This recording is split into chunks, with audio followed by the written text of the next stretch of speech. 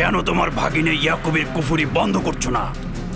তোমরা তো ব্যাবিলনের জনগণের ইমানের মালিক, তার প্রশ্নের জবাব দিয়ে দাও। আমি তো গভর্নর, ধর্মগুরু নই।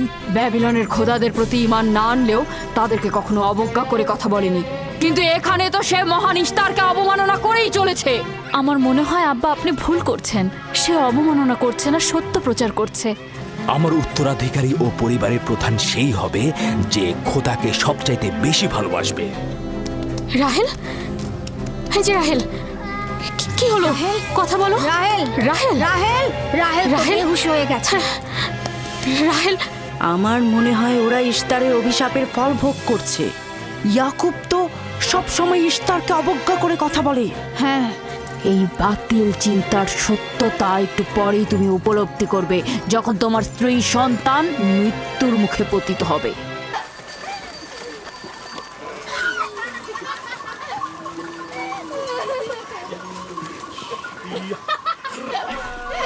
হুশ হুশ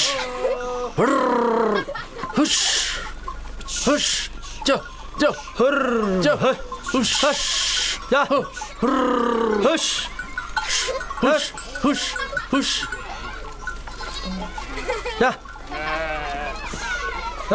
হুশ যা। 15 বছর পূর্বে তোমার সাথে আমার প্রথম পরিচয় এই কূপের পাশেই হয়েছিল। আমি ওই দিনই জেনেছিলাম আপনি আমার ফুফাতো ভাই। আমি ওই দিন বুঝেছিলাম তুমি আমার মামাতো বোন। সেই দিন থেকে এই ভালো লাগা শুরু। পিতা ইসহাক ও মাতা রোৎকা মনে হয় আমাকে তোমার কাছে হেদায়েতের জন্যই পাঠিয়েছিল। চলো চলো, বাচ্চারা সবাই এগিয়ে গেছে। হ্যাঁ হ্যাঁ, চলো। চলুন।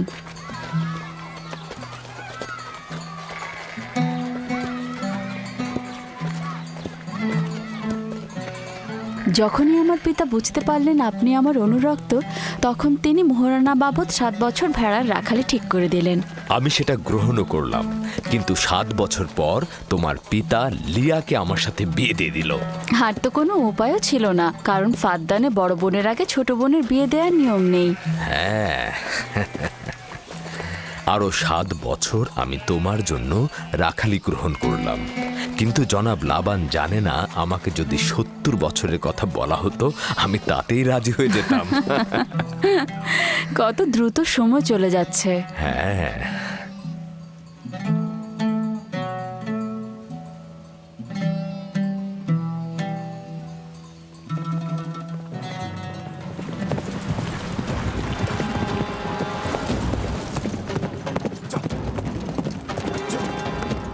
ইয়াকুব নবীকে চেনেন? পয়গম্বর ইসহাকের পুত্র সে। রাহেল, কোনো খবর আছে? তোমার পিতা ইসহাক নবী অনন্তের পথে যাত্রা করেছেন। যেহেতু তার সন্তান সংখ্যা আমার চেয়ে কম, ইয়াকুবের ভালোবাসাও তার প্রতি আমার চাইতে কম। এটা তো পরিষ্কারই, তারা দুজন বোন। আমার পক্ষে কি আর কথা বলবে? রাহেল 11 বছর ধরে একটি সন্তানের জন্য অপেক্ষায় প্রহর গুনছে।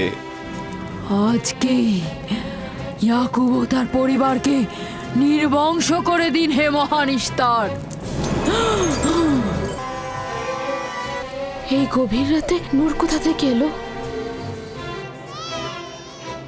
তার মানে রাহেলের সন্তান সুস্থভাবেই পৃথিবীতে জন্মালো।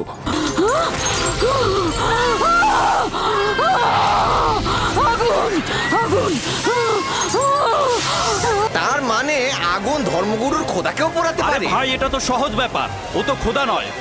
সালাম হে খোদার নবী। সালাম আমার বোন, অনেক দেরি করে ফেলেছ বোন। রাহেল আর নেই। আপনার উপরে যে মুসিবত নেমে এসেছে, খোদা তাআলা আপনাকে ধৈর্য ধারণ করার তৌফিক দান করুক। জীবন ও মৃত্যু তো খোদার হাতে, আমরা তার প্রতি অনুগত থাকব। আমাদের আব্বাজান ইসহাক নবীর কবর কোথায় দেওয়া হয়েছে? তুমি সে জায়গাটা চেনো। আমাদের দাদা জান হযরত ইব্রাহিম ও তার সহধর্মিনী মাকফিনা আর আমাদের আম্মাজানের কবরও ওখানেই দেওয়া হয়েছে। এখন তুমি হচ্ছ এর উত্তরাধিকারী। যেহেতু আমি আমার পিতার প্রথম সন্তান ছিলাম, তাই তোমার অনুপস্থিতিতে আমি একে সংরক্ষণ করেছি। আমার সাথে আমার বোনের প্রতিজ্ঞার কি হবে? আমি আমার বোনকে কথা দিয়েছিলাম ইউসুফকে তার মায়ের অভাব কখনোই বুঝতে দিব না। ফায়েকে তোমার সেই অঙ্গীকার বাস্তবায়ন করবে।